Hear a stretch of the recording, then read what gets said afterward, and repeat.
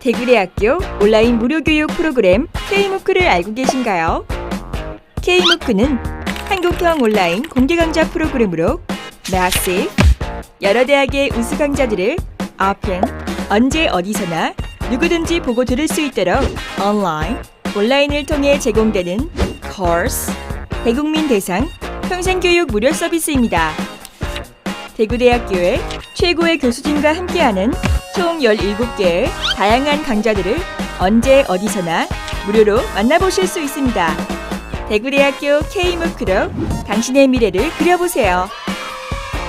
내 손안에 펼쳐지는 오픈 캠퍼스 대구대학 K무크. K-팝, K-컬처, 이제는 K무크.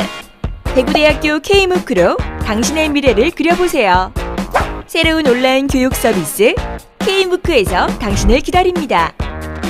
특수교육, 치료보건, 사회복지, 심리학, 사회과학, 컴퓨터통신, 전기전자, 언어문학, 디자인 분야의 총 17개 강좌를 만날 수 있습니다.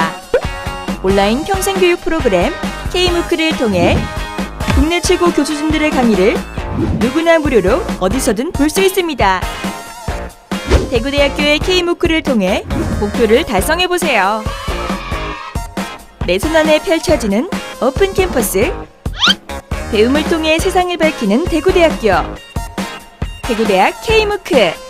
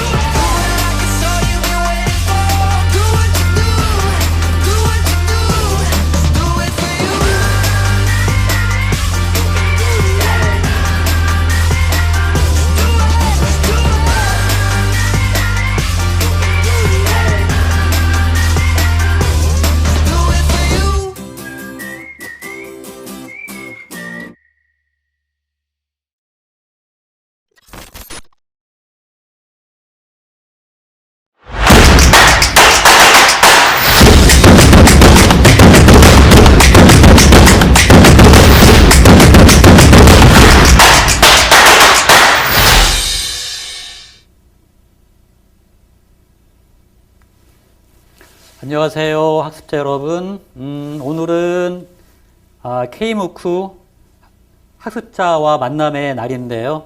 이렇게 코로나 상황에도 불구하고 학습자와 만남의 날이 만들어져서 너무나 반갑습니다. 저는 K무크에서 지역문화 이해를 강의하는 대구대학교 한국어문학과 양진호 교수입니다. 오늘 특강의 주제는 지역문화를 즐기는 방법과 이유인데요. 제 경험을 예로 들면서 여러분들에게 특히 왜 여러분들이 학습자들이 지역문화를 어떻게 하면 즐겁게 즐길 수 있는지 그 방법과 이유를 말씀드릴게요. 대학교의 공부의 본질은 뭘까요? 자, 더 범위를 좁혀서 지역문화의 이해라는 이 K무크 교과목의 본질, 그러니까 학습자로서 여러분들이 이 교과목을 K무크로 듣고 배워야 하는 게 뭘까요? 자, 다시 한번 질문. 여러분들이 이 교과목을 듣고 배워야 하는 게 뭘까요? 자, 이 교과목도 15주로 설계되어 있죠. 결코 쉽지는 않아요. 그냥 막 듣는 게 아니기 때문에 뭐 답사 계획서도 내야 되고 실제 답사도 다녀와야 되죠. 자, 이 저는 교수자라고 해요. 여러분들은 학습자이고, 이 교과목을 제가 설계하고 촬영을 했죠. 여러분들에게 나는 무엇을 기대할까요? 15주가 지났을 때. 지역문화, 특히 이 교과목은 대구 경북을 근간으로 하는 지역문화 이해인데, 대구 경북의 지리적 범주를 좀 더 정확히 아는 걸 제가 바랄까요? 아니면 뭐 행정적으로 경상도의 범주는 이래, 뭐 여기에 이런 도시가 있어, 이런 걸 바랄까요? 아닙니다. 이 교과목이 원하는 건 여러분들이 지역 문화를 즐겁게 즐겨 보기를 바라는 거예요. 문화는 외우는 교과목이 아닙니다. 문화는 즐기는 교과목이에요. 대학교 공부라는 것은 여러분들의 삶의 변화를 줘야 되는 이유가 있어요. 그냥 외우는 게 아닙니다. 응? 외워서 뭐 지역 개념이 이렇다, 문화 개념이 이래, 뭐 대구에 이런 문화가 있더라. 그거 외워서 이야기하는 게 뭐 그렇게 중요하겠어요? 중요하지 않습니다. 여러분 대학교에서 여러분들이 공부하는 이유는 뭐예요? 좀 더 나를 바람직한 또 다른 나로 만들어내기 위해서 공부하는 거잖아요. 근데 그 모습이 1학년 때나 2학년 때나 3학년 때나 4학년 때나 똑같다. 그러면 이게 의미가 없는 거죠. 의미가 없는 거예요. 그러니까 여러분들의 공부가, 여러분들의 학습이 좀 더 멋있는 여러분들을 만들어 주기를, 그러기 위해서는 지역 문화를 즐기는 여러분이 되면 좋겠다라는 취지로 이 교과목을 만든 겁니다. 자, 그러면 이제부터 제가 특히 이 경상도 지역의 이러저러한 지역 문화 예를 들면서 제가 어떻게 즐겨왔는지 예를 들어서 이야기를 할게요. 조선시대에 이중환이라는 그 선비가 택리지라는 책을 썼어요. 한자로 되어 있으니까 우리는 읽기가 어렵겠지만 다행히 한글로 번역이 되어 있어요. 택리지, 그러니까 그 마을을 고르는 책이라는 뜻이겠죠. 어떤 지역을 고르는 책이라는 뜻이겠죠. 어떤 지역? 가장 사람이 살만한 지역. 이 조선이란 나라에서. 그러니까 이중환 선생이 이 택리지를 쓰면서 거기 경상도 편에 경상도를 이렇게 얘기했어요. 고려로부터 우리 조선에 이르는 기간만 해도 거의 1000년 세월인데 위아래로 수천 년 동안 경상도는 장수와 정승, 공경대부, 문장 잘하고 덕행이 뛰어난 선비, 공운을 세우거나 절의를 지킨 사람, 선인과 승려, 도사 등을 많이 배출해서 결론, 인재의 고장이라고 이렇게 이야기를 해요. 제가 얘기한 게 아니라 이중환이 택리지에서 경상도를 인재의 창고다, 이렇게 말하면 경기도나 충청도나 호남은 좀 섭섭하겠네, 그쵸? 거기는 우리도 인재가 있는데 특별히 경상도에만 인재가 과연 있을까? 이렇게 이야기할 수가 있을 텐데, 이중환 선생은 경상도를 일컬어서 우리 조선조에서는, 조선조 사람이니까 선조 임금 이전에 국정 담당한 사람이 다 경상도였다. 그러니까 문묘에 배양된 4명의 성리학의 그 현자 역시 다 경상도 사람이었다. 이런 이야기를 해요. 그러니까 상당히 경상도가 인재를 배출한 인재의 창고다라는 말을 제가 이제 이중환의 택리지를 읽다가 야, 경상도가 이렇게 표현되는 지역이구나. 정말 그런가 궁금했어요. 정말 경상도에 이런 뛰어난 인재들이 있을까? 이렇게 개인적인 좀 그 호기심, 그러니까 좀 구체적으로 누구인지 이런 사람들을 내가 조사해서 우리 학생들에게 이야기를 좀 해줘야 되겠네. 아니면 어떤 장소에 다녀와 보라고 이야기를 해주면 좋겠다. 그냥 막연하게 인재의 창고야 그렇게 말하면 이게 안 다가오지. 막연한 건 안 다가와. 그래서 우리가 공부를 구체적으로 해야 되잖아요. 막연하게 하면 막연하게 들리는 거고. 예를 들어서 이야기하면 그게 구체적으로 들리니까 한번 구체적으로 이야기를 해보자 이거예요. 어휴, 크네요. 경상북도만 해도. 네? 울진, 영주, 문경, 안동, 상주, 의성, 총성, 김천, 구미, 영천, 포항, 경산, 경주, 울릉도. 저도 지금 이 주요 지역을 다 다녀보질 못했어요. 이 주요 지역을. 많이 다녀봤지만 더 다녀봐야 되겠죠. 국민학교 때, 저는 국민학교 세대거든요. 여러분들은 초등학교지만. 이렇게 배웠어요. 우리나라는 너무 땅이 작아. 게다가 남북으로 나누어졌어. 뭐 중국은 이렇게나 커. 미국은 이렇게나 커. 막 이렇게 배웠거든요.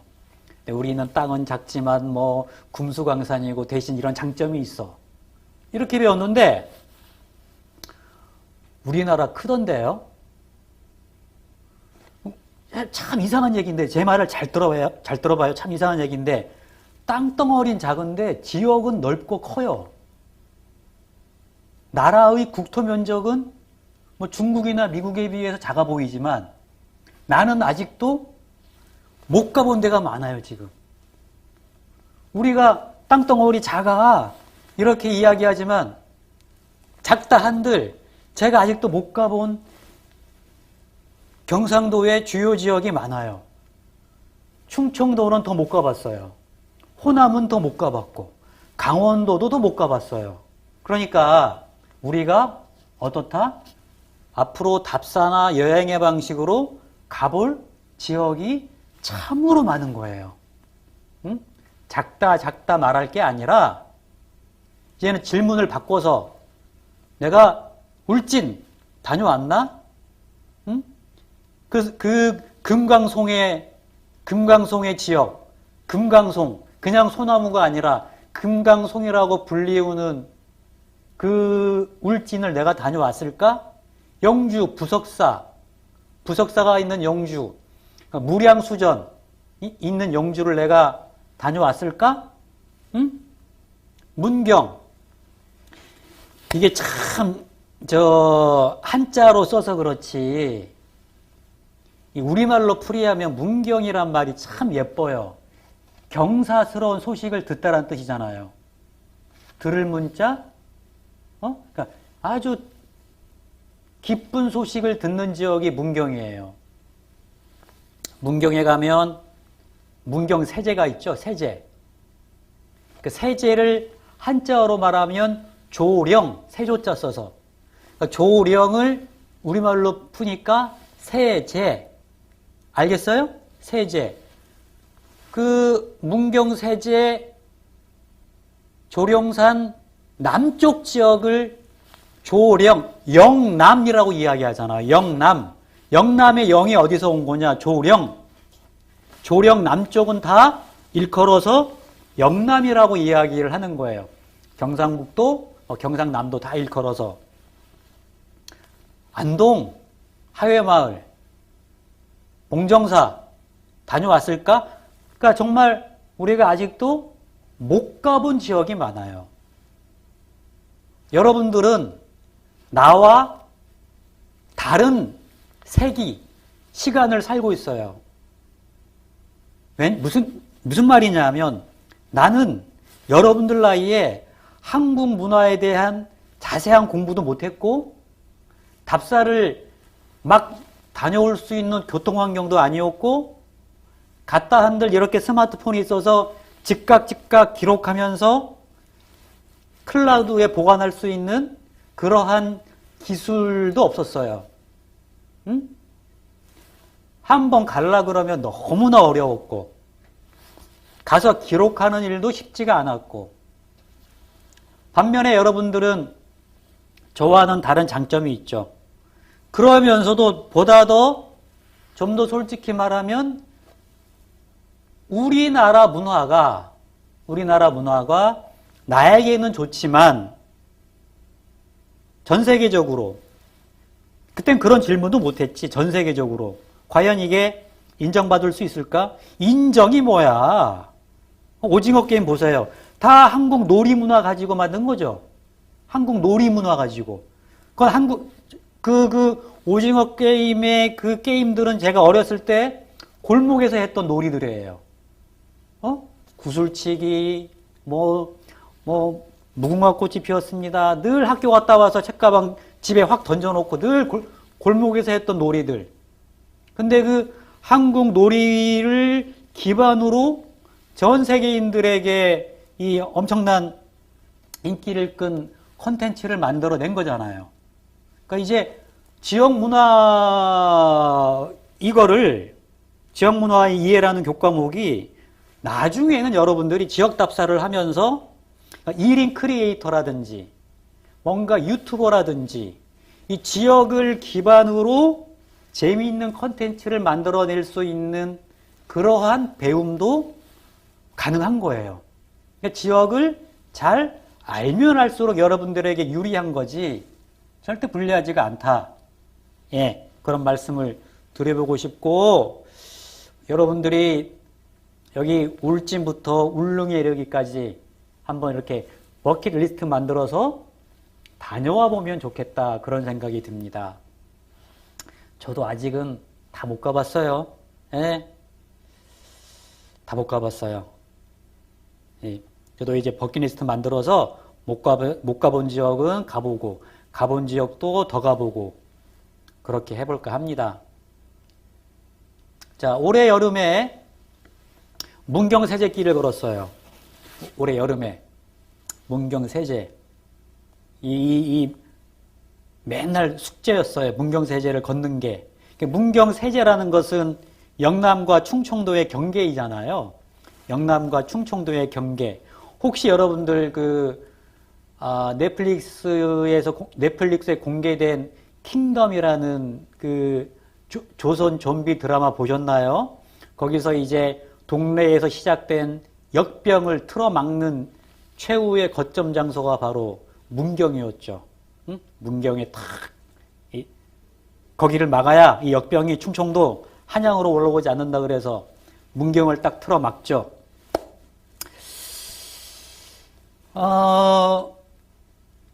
꼭 누가 나한테 문경을 안 다녀왔던 건 아니죠. 여러 번 갔다 왔지만 문경세제를 이렇게 한번 걸어보고 싶은, 그러니까 내 두 발로 걸어보고 싶은 그러한 생각들을 계속 꿈으로 가지고 있다가 이번 여름에 하루 종일 문경세제길을 걷다 보니 이렇게 문경세제의 장소마다 역사적 어떤 사건이 있었는지, 여기를 가보니까 이진터라고 이제 이름을 붙여놨어요. 그러니까 임진년 왜군의 장수 고니시 6기 나가가 18,500명의 왜군을 이끌고 문경세제를 넘고자 이렇게 진안리에 진을 치고 정탐할 때, 또 여기 있는 또 신립장군이 농민 모병군 8,000명을 이끌고 서로 이제 진을 만들어서 두 개의 진이 만들어진, 한쪽은 왜구, 한쪽은 우리 쪽, 이렇게 이진터라고 이름 붙여진 장소가 있어서, 예전엔 이런 표기가 나오면 수첩으로 썼잖아요. 지금은 사진으로 찍으니 얼마나 좋습니까? 그쵸? 그냥 일단 찍고 나중에 집에 가져가서 기록으로 남길 때 좀 더 보고, 보다 더 중요한 자료다 싶으면 클라우드에 이렇게 올라가게 만들어 놓으면 좋은 거죠. 자, 이렇게 문경세제를 계속 걸으면서 세제를 넘어서 드디어 세제길을 걸었습니다. 예전에는 저기 우리 부산이나 대구에서 한양에 과거시험 보러 가는 길을 영남대로라고 하는데, 영남대로가 이어지는 길이 이런 길이라고 하죠. 과거 시험 보러. 예. 아주 여러 애환이 있는 사람과 물자가 가장 많이 넘나들던 이제 애환이 서린 길이고, 야, 선비들은 한양 갈 때 꿈이 어땠을까? 제발 좀 붙었으면 하는 마음으로 갔겠지. 야, 이번에 정말 공부 많이 했는데, 이번에 붙어야지. 우린 그런 걸 뭐라고 얘기해요? 청운의 꿈이라고 이야기하죠.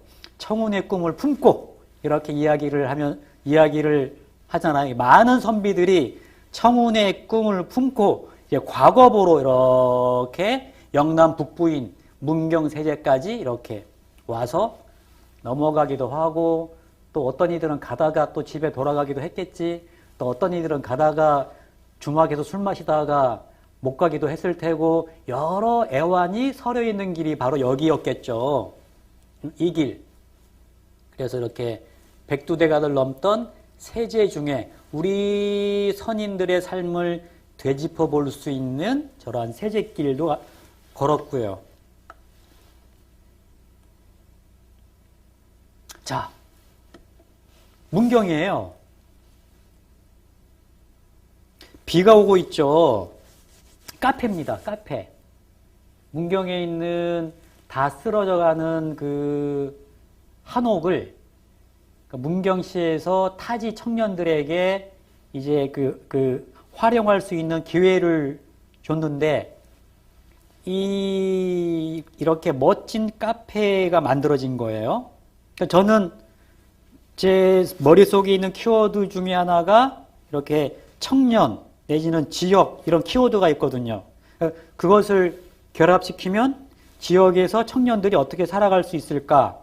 재미있게, 그것도. 이렇게 카페를 만들어서 만든 청년들이 문경에 있다고 해서 제가 이제 거기 문경세제를 걷고 가봤어요.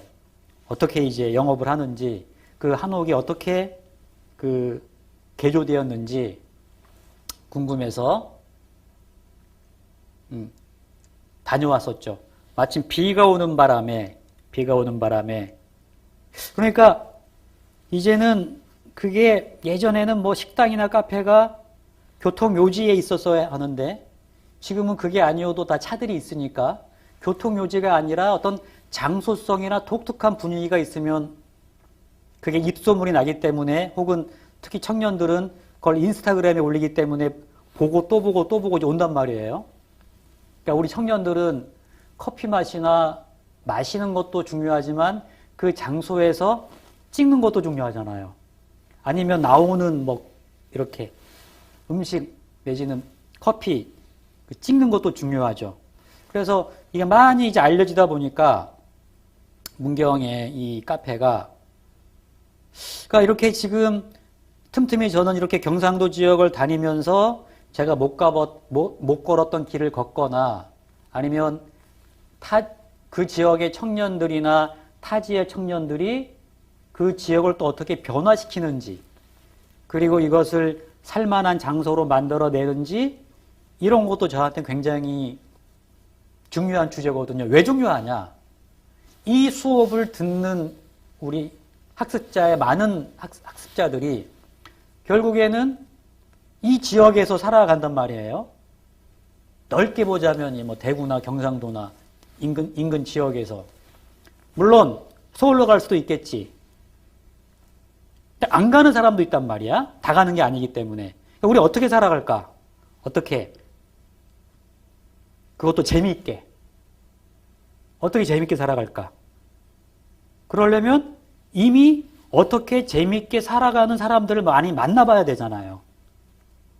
우리가 가장 내 삶을 건강하게 만들고 싶으면 건강하게 살아가는 사람 옆에 있으면 돼요. 내가 나를 비관적인 좀 그렇게 만들고 싶으면 비관적인 친구 옆에 가면 금방 돼요. 본인도 금방 비관적인 사람이 돼요. 근데 건강한 사람 옆에 가면 의식이나 행동이, 그러니까 본인도 그 에너지에 이렇게 영향받죠. 그러니까 이 지역에서 건강하게 살아가는 사람들이 있거든요. 그런 사람들을 여러분들이 만나게 되면 혹은 찾아가게 되면 좋은 이 영향을 받는 거죠. 나도 한번 저런 카페 만들어 볼까? 나도 한번 저런 공동체를 만들어 볼까? 이런 식의 생각을 할 수 있는 거다. 그런 식의 변화가 이 지역에서도 서서히 이루어지고 있다라는 겁니다. 자, 아까 이중환이 택리지에서 경상도에는 엄청난 많은 그 인재들이 나왔다라고 이야기를 하는데 정말 그런가? 특히 인재는 인재인데 어떤 인재가 나왔을까 그동안에? 왼쪽 사진은 그 경주에서 이제 이 간포 쪽 방향으로 가다 보면 가문사지라고 있어요. 가문사지. 가문사란 얘기는 은혜에 감사하다 이런 말이에요. 그러니까 이 가문사지를 만든 사람은 어떤 분의 은혜가 너무 고마워서 감사하다라는 가문사지를 만들었는데 보통 우리가 지라는 얘기를 할 때는 그 실제 현존하는 절은 없다는 얘기예요. 그러니까 폐사지란 얘기지, 폐사지. 탑만 이렇게 남아있는 거예요. 여기서 좀만 더 가면 이 간포바다죠, 간포바다. 간포바다에 저렇게 대왕암이 보입니다. 문무대왕릉. 문무대왕릉이 보이고 그 가깝게 그의 아들 신문왕이 아버지 문무대왕을 기리는 저렇게 가문사를 만든 거예요. 이게 어떤 스토리가 있는 거냐?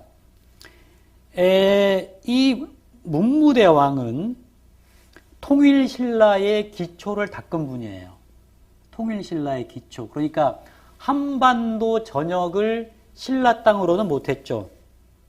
당나라 때문에. 그러니까 이제 비판도 받았죠. 이 신라의 방식이 외세를 끌어들인 거 아니냐. 당나라 끌어들인 거 아니냐라는 비판도 받았죠. 여하간 나당연합군의 방식으로 백제와 고구려를 싸우다 보니 그 당나라의 어떤 영향력을 완전히 무시할 수는 없겠죠. 그러니까 누군가의 도움을 받으면 그 도움이 나중에는 본인에게 요청한 사람에게 어떤 권리 요청으로 가는 거예요. 응? 자, 그래서 저기 북쪽 지역은 이렇게 좀 당나라가 차지하고 있었지만 그래도 이 통일신라의 기초를 닦았죠. 그러니까 이제 엄청난 위협, 엄청난 이제 신라로 보자면 정말 대단한 리더죠. 그런데 이 어른이 땅에 묻히기를 거부했어요. 땅에 묻히기를. 그러니까 자기를 이 동해를 지키는 용이 되겠다.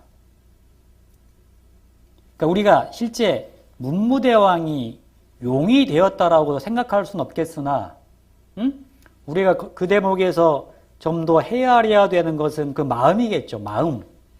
죽어서까지 이 고생 끝에 만들어낸 통일신라의 기초가 훼손되지 않기를 바라는 마음이 있는 거예요. 그래서 나를 여기다가 이렇게 이 수중에 나를 묻어주면 내가 동해를 지키는 이제 용이 되어서 특히 이 외국의 그 공격을 막아주겠다라는 유언을 남기고 저기 이 세계에서도 유례가 없는 바다에 대왕암이 만들어진 거예요. 우린 그때 저 장면에서 어떤 개념을 떠올릴 수 있을까요? 의로움, 의로움을 떠올릴 수가 있겠죠. 뭔가 이렇게 대의, 의로움, 그리고 이 가문사지 터에서도 이 문무대왕의 어떤 의로움과 관련된 장면들을 연상할 수가 있겠죠. 그러니까 저는 저런 답사를 하다 보면 택리지에서 경상도가 인재를 많이 배출했다고 하는데 그 인재들이 대부분 굉장히 의로운 인재들, 그러니까 상당히 의리를 중시하는 인재들이구나, 그런 생각을 하게 된 겁니다.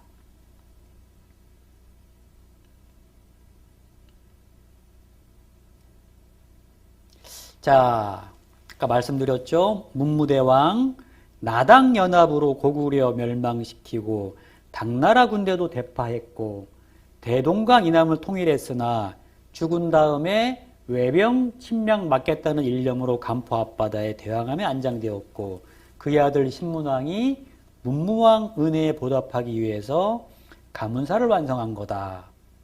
그러니까 여기서 호국이란 개념이 이제 등장한 거죠. 단지 왕실만 지키는 게 아니라 이 나라를 지킨다는 이 개념이 등장을 한 거예요. 자, 나라와 백성을 위한 의로움. 요즘 벌써 2년째네요, 이제 사회적 거리두기가. 여러분 혹시 기억납니까? 작년 2월달? 그러니까 올해 2월달이 아니라 작년 2월달 코로나19가 대구에서 지금도 기억나요. 2월 18일 날 그때 확산됐죠. 그러면서 사회적 거리두기가 아주 대구에서 너무너무 중요한 이슈가 되었어요. 손가락질했죠. 타지에서 대구, 역시 대구야 이렇게. 그런데 저는 이런 생각을 합니다. 대구였기에 그렇게 빠른 시일 내에 도시가 건강하게 그 공동체가 회복될 수 있었다고. 오히려. 그러니까 이런 때일수록 바로 의로움, 어떤 공익적 가치, 올바름, 정의, 공평, 책임의식 이런 게 중요했겠죠. 야, 저는 그때 우리 대구에서 이루어진 재난을 보면서 대구 참 대단하다. 이렇게나 우리가 질서 있게 그리고 차분하게 이런 식의 어떤 집단적 감염 사태를 조속하게 막아냈구나. 정말 위기였죠. 그런데 아마 우리들 마음 바탕에 대구 경북 지역민들의 마음 바탕에 저러한 의로움의 어떤 전통이 있었기 때문에 타 지역에 비해서 조속하게 이런 위기를 공동체적으로 이겨낸 게 아닐까, 저는 이렇게 말하고 싶어요. 그러니까 이거는 부끄러워할 얘기가 아니다. 지금 이제 와서 보니 코로나는 지역을 가리지 않잖아요. 그렇죠? 근데 그때는 마치 대구 그때 막 그랬거든요. 온갖 대구. TV만 틀면. 그런데 정말 아주 훌륭하게, 예를 들어서 이제 저기 여러 지역에서 온 그 의사들을 위해서, 봉사하러 오신 분들을 위해서 막 식당업 하시는 분들이 도시락을 만들어서 봉사한다든가, 막 성금을 낸다든가, 이러저러한 사람들이 대구라는 공동체의 훼손을 막기 위해서, 위기를 막기 위해서 많은 분들이 정말 노력했고 방역당국의 요청에 적극적으로 화답했고 그랬거든요. 이거는 부끄러운 게 아닙니다. 우리가 대구의 유산으로, 좋은 유산으로 주변에 말해도 괜찮다. 자, 이렇게 이 의로움의 전통이 내재화되어 있는 것 같다. 대구와 경상도에. 어떻게 이 경상북도 지역, 대구 지역의 의로움의 배경이 강할까? 호남이나 충청도, 강원도에 비해서 대구 경북에는 서원이 많아요. 서원. 특히 안동에 가보십시오. 도산서원, 병산서원. 달성 쪽에 가면 이제 도동서원이라고 있죠. 이 사진은 달성 도동서원의 사진이에요. 우리 대구대학교로 얘기하자면 성산홀, 메인홀. 여기서 이제 스승과 제자가 공부를 한 거겠지. 여기 써 있죠? 작아서 안 보이겠네요. 도동서원. 자, 근데 사진 잘 보세요. 작지만 이 기둥 보십시오. 기둥. 서원의 기둥. 혹시 서원의 기둥이 이상하다. 이상하다 보다는 좀 뭔가 독특하네. 발견한 사람. 기둥의 맨 위쪽을 보십시오. 기둥의 맨 위쪽. 휜띠가 둘러져 있죠. 휜띠. 도산서원에 없어요. 병산서원도 없습니다. 오로지 서원 중에는 이 달성 도동서원에만 이 기둥에 휜띠가 이렇게 부착되어 있어요. 무슨 말이냐? 그만큼 달성 도동서원이 서원 중에 으뜸이라는 상징적 표현이에요. 저 휜띠를 그냥 아무렇게나 부착할 수 있는 게 아니거든요. 그렇게 인정되는 한원당 김굉필이라는 조선 사림의 으뜸 어른을 모시는 배양하는 서원인데, 그러한 표현을 하기 위해서 기둥에 우리 도동서원은 조선시대 성리학의 전통을 이어받고 있어 라는 표현을 하고 있는 것이고, 이런 식의 어떤 유림들의 정신문화의 큰 기둥이 대구와 경북에 많습니다. 그런 것들이 계속 이제 의로움의 배경으로 지금까지 이어져 온 전통이 있는 거다. 이렇게 이야기할 수가 있겠지. 그러니까 경북은 예로부터 의로움의 본향이고, 안동은 우리나라 독립운동의 산실이에요. 몇 개 가문이 아예 싹 만주로 이주할 정도로, 독립운동하기 위해서 이주할 정도로 그 사상이 상당히 셌죠.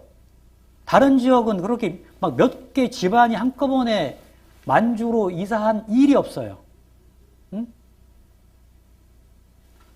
자, 이렇게 그게 우연하게 이루어진 게 아니다란 얘기지. 모든 일은 우연 같은 일도 따지고 보면 그 일이 일어날 수밖에 없는 필연적인 게 그 안에 있습니다. 그게 그냥 이루어지는 일은 거의 없다. 자, 이렇게 경북이 예로부터 의로움의 본향으로 위상을 인정받았기 때문에 아까 택리지에서 얘기한 인재들이 많이 나오게 된 요인이다, 배경이다, 그렇게 이야기해도 되겠다.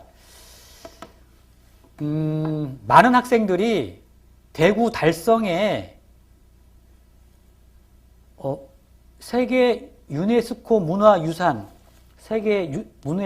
유네스코 문화유산이에요. 이 서원은 있는지를 몰라요. 있는지 모릅니다. 그러니까 유네스코 세계문화유산이 대구 달성에 있다라는 사실을 몰라요. 응? 언제 한번 기회가 되면 달성에 가서 이 도동서원도 보고, 이게 중정당이라 그러는데, 이게 여기 있구나. 누구를 모시는 서당일까? 말하자면 마을 학교지, 마을 학교. 대단한 한국인들, 대단한 영남인들 꼭 학교를 만들어. 꼭 학교를 만들어, 학교를. 바로 여기 도동서원. 자, 의로운 인물 한번 보십시다. 서의 유성룡. 애자라는 것은 이렇게 절벽을 깎다 이런 뜻인데, 이게 왜 애자를 썼냐 하면, 유성룡이 자기의 호를 집이 안동 하회마을에 있거든요. 그러니까 하회마을에는 낙동강이 이렇게 애둘러 가기 때문에 하회라고 한 건데, 이렇게 애둘러 가면서 좀 깎이겠지. 그러니까 서애라고 한 거예요. 임진왜란, 임진전쟁, 임진년에 벌어진 왜구의 침략.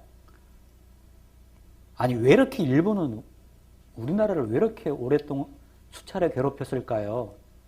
조선시대의 대표적인 사건이 바로 임진왜란인데, 우린 그렇게 얘기하죠. 바다의 이순신. 어디에 누구. 그런데 이순신으로 하여금 바다를 지키게 한 결정과 선택을 한 분이 바로 서의 유성룡이죠. 서의 유성룡. 세상의 모든 일은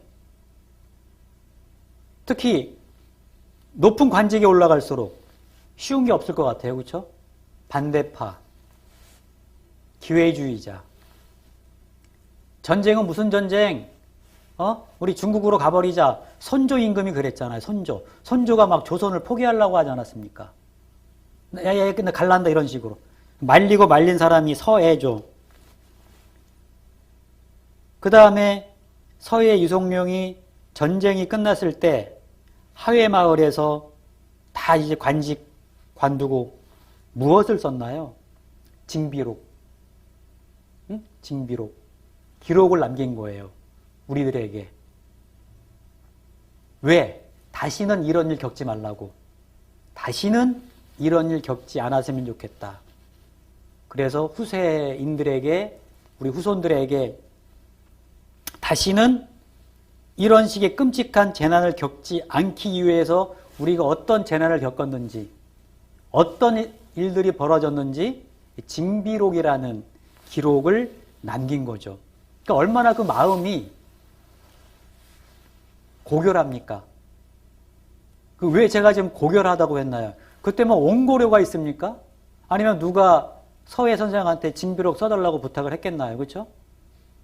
아니면 서예는 우리가 지금 말해서는 명재상이지만 이 흔든 사람이 얼마나 많았겠어요. 서예를 흔든 사람이.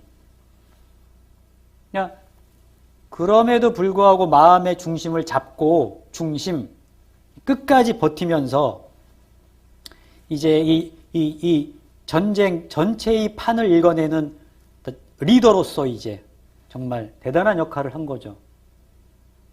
그리고 전쟁이 끝나고 나서 바로 징비록을 이제 남기게 된 거죠. 정말 의로운 인물입니다.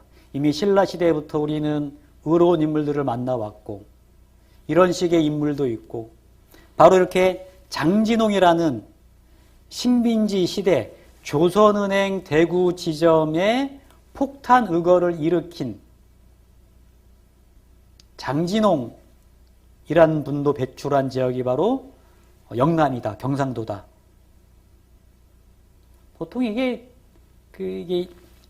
구한말 퇴역군인 복장이에요. 그때 군대가 해산됐죠. 근데 이제 장진홍 이 의사가 조선은행 대구지점, 지금의 중앙로에 있는 하나은행,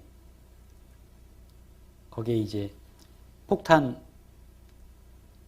의거 사건을 일으키게 되고 1년 이상 잠행하게 되죠. 나중에 붙잡힙니다만. 보통 이런 사건은 경성에서 벌어져요. 지역에서 벌어지는 게 아니라. 근데 대구에서 이런 일이 벌어지죠. 아마 칠곡군 아닌가 싶습니다. 예. 출신이. 대구 폭탄 사건 판결, 장진홍은 사형에. 아, 의로운 분들이 많죠. 예.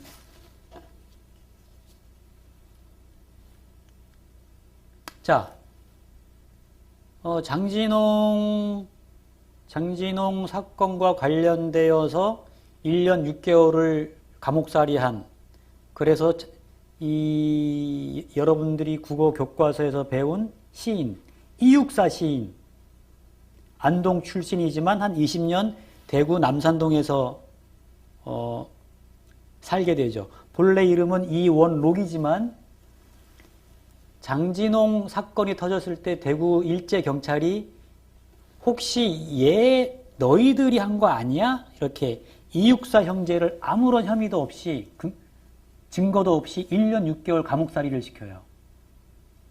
그때 이 어른이 자기의 죄수번호, 수임번호 264번으로 그걸 자기의 필명으로 이제 삼죠. 그래서 이원록에서 이육사 시인이 되는데, 자, 1927년 10월 18일 조선은행 대구지점 폭탈 배달 사건이 벌어졌을 때 그의 나이 23살.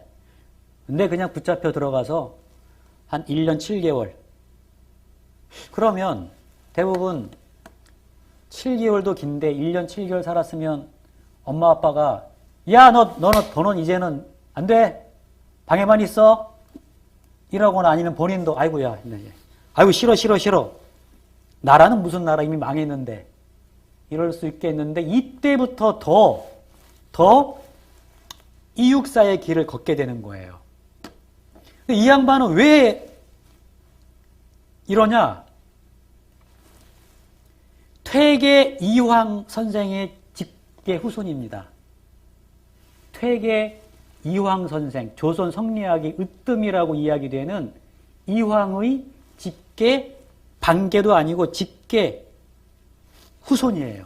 그 의리를 중시하는 집안의 어떤 가운 같은 게 쫙 이육사 시인에게도 내려진 거죠. 가끔 우리는 무슨 이념보다 아버지나 부모님 때문에 더 영향받을 수도 있어요. 그 임꺽정을 쓴 홍명이, 아버지가 자살을 해버리지. 왜 자살?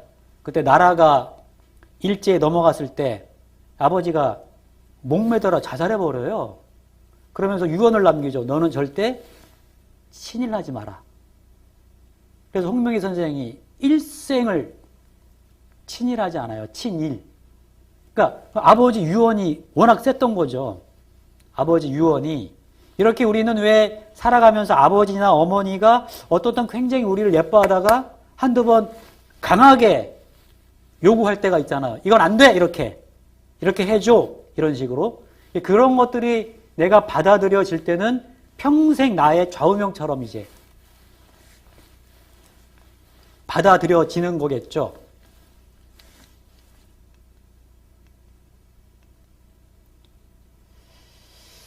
자, 절정이라는 이육사의 시인데 매운 계절에 채찍에 갈겨 마침내 북방으로 휩쓸려오다.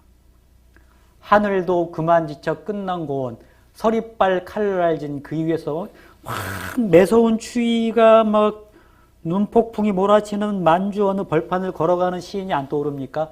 어디에다 무릎을 꿇어야 하나 한 발 제겨 디딜 곳조차 없다. 이러매 눈 감아 생각해 볼 밖에 겨울은 강철로 된 무지개인가 보다.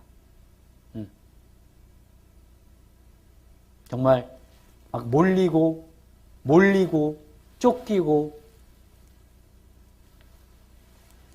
참 머나먼 막 북방으로, 그럼에도 불구하고 한 발 디딜 곳조차 없는 위기임에도 불구하고 시인은 포기하진 않네요. 그렇죠? 포기는, 특히 우리 수업 듣는 여러분들, 포기는 뭐냐? 포기는 배추 셀 때 필요한 거야. 응? 포기하면 안 돼. 포기하고 싶을 때는 가장 좋은 방법, 일단 쉬는 거예요. 일단 쉬어. 하지 마. 그 다음날 해보든가. 그 다음날 해보든가. 일주일 후에 해봐. 포기하면 안 돼. 포기는 오늘부터는 어떻게 생각한다? 배추 셀 때 포기해. 한 포기, 두 포기. 자, 또 하나의 의로운 인물. 삼국유사를 쓰신 이련스님. 우리 대구의 비슬산은 압니까? 대구에는 두 개의 명산이 있죠. 팔공산과 비슬산. 한 번은 올라가 봐야 돼요. 올라가 봐야 돼. 팔공산과 비슬산을. 우리 맨날 대구를 어떻게 배우나? 분지. 그래서 덥다. 왜 분지야? 팔공산과 비슬산이 있어서 그렇죠. 팔공과 비슬산.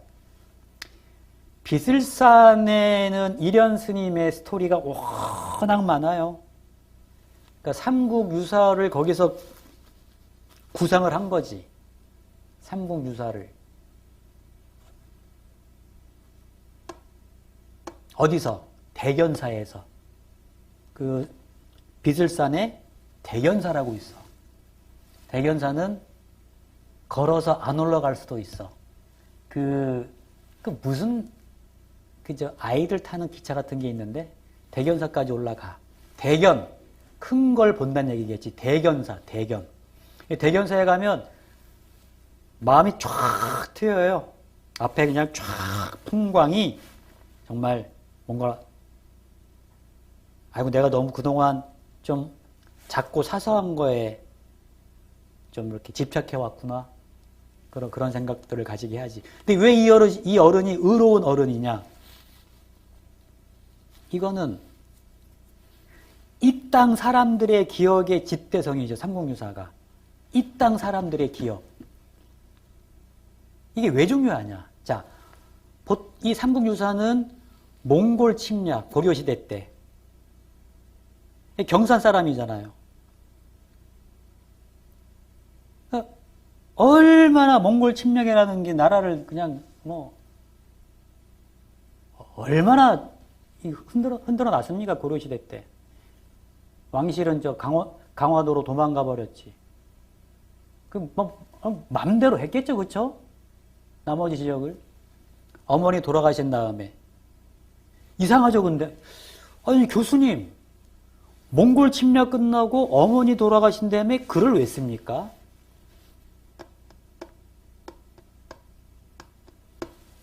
응? 스님이 수양이나 하시지 글은 왜 쓰나요? 마음이 복잡하고 뭔가 내 삶이 막혀 있을 때 글 써보십시오, 여러분들 한번.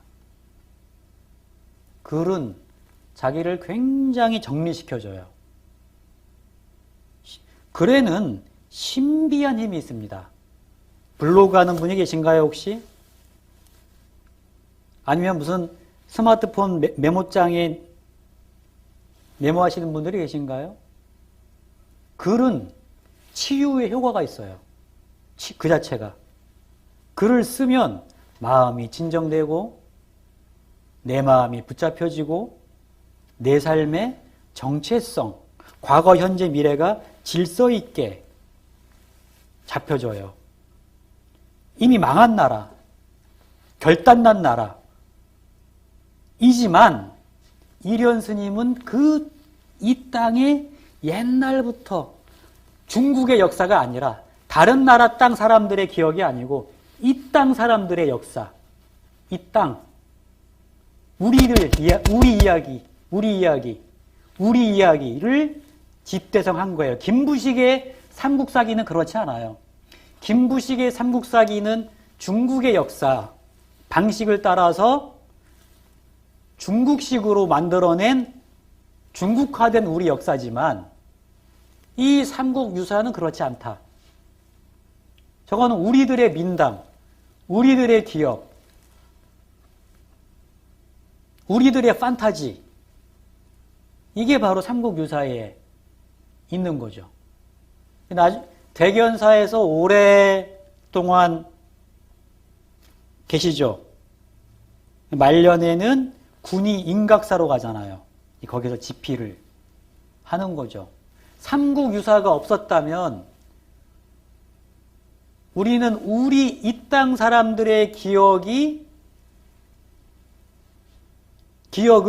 이렇게 매력적으로 확인하기가 어려운 거예요.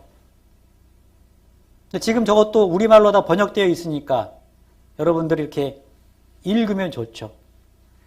굉장히 의로운 분이다. 그러니까 경전을 쓴 게 아니에요. 경전, 이 어른은.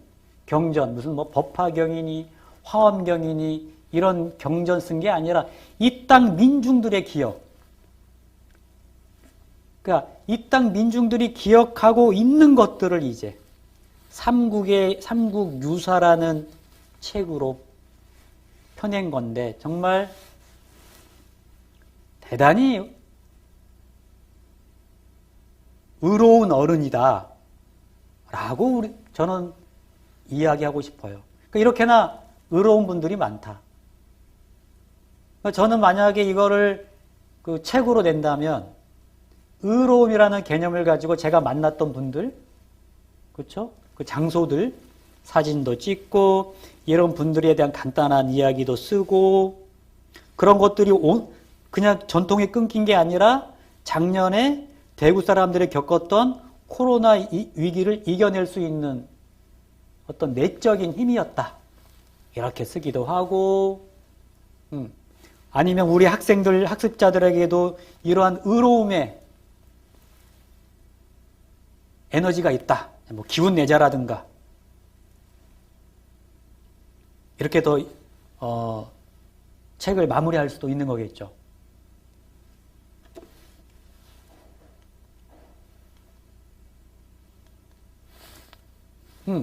자, 이제 서서히 마무리를 하도록 할게요. 저는 의로움이라는 개념을 가지고 특히 경상도 일대의 지역 문화를 나름 즐긴 거예요. 즐기는 건 뭡니까? 재미가 있어야 즐기죠. 재미가 있어야. 우리가 재미없으면 즐길 수 없어요. 근데 재미라는 거는 뭡니까? 막 가는 게 재미가 아니지. 막 가는 거. 말 막 하고 뭐 게이득 이런 게 재미가 아니고 재미는 뭘까? 마음을 뺏기는 게 재미있는 거예요. 마음을 뺏기는 거. 마음 주는 거. 내 마음이 몰입될 수 있는 거.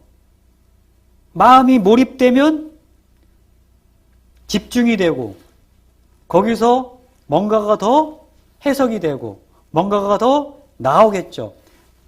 재미가 있다는 얘기는 어떤 대상과 내 마음과 그 대상이 통한다는 얘기겠죠. 재미가 없으면 통하지가 않겠죠. 제가 말씀드리는 즐김이 바로 이거예요. 즐김. 나도 변하고 그 대상에 대한 해석도 좀 더 소통되고 이러면서 내가 살아가는 지역이 대단히 가치 있고 살만하고 의미 있다. 이런 이야기를 이제 저는 여러분들에게 해주고 싶은 거죠. 항상 답사갈 때 기본적으로 운동화는 기본이고 스마트폰은 꼭 가지고 다니죠. 수첩도 있지만 스마트폰 만든 사람 정말 이겁니다. 거기에 메모 어플, 그 다음에 이제 저는 사진을 찍으면 꼭 네이버 클라우드, 특정 회사 이름 말하면 안 되는구나. 뭐뭐뭐 땡땡땡 클라우드. 토요일 날, 일요일 날 이렇게 또 주제별로 사진 정리해 놓고. 모니터는 두 개로 합니다. 왼쪽에 사진을 띄워놔야 원고 쓸 때 빨리빨리 더 이게 생각이 나더라고요. 더. 그러면서 이제 원고를 쓰고, 이런 작업들을 하고 있죠. 여러분, 날씨가 추워지긴 하지만, 움츠리지 말고, 겨울방학에, 한번, 답사, 학교에서 가까운 경주, 황리단 길도 괜찮고, 불국사도 괜찮고, 다녀오세요. 꼭 저와 같은 개념으로 안 해도 됩니다. 예쁜 카페 개념으로, 응? 독립서점, 독립출판물을 만들어도 괜찮아요. 지역을 다니고 사람을 사귀고 기록하고 공유하다 보면 여러분들 이 지역에서 살아갈 방법이 꼭 나옵니다. 꼭 나와요. 두드리면 열립니다. 지역을 두드리고 지역 문화를 즐겁게 체험해 보세요. 아시겠죠? 아이고야, 질문 못 받았네. 질문이 혹시 있나요? 없죠? 예, 그러면 강의 마치겠습니다.